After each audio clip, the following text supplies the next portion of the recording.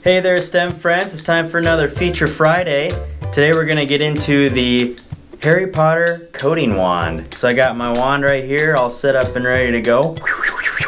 And I got the app up and running. Let's get into a quick demo. There's the coding blocks I'm going to run. And then let's go full screen so you can see it a little better.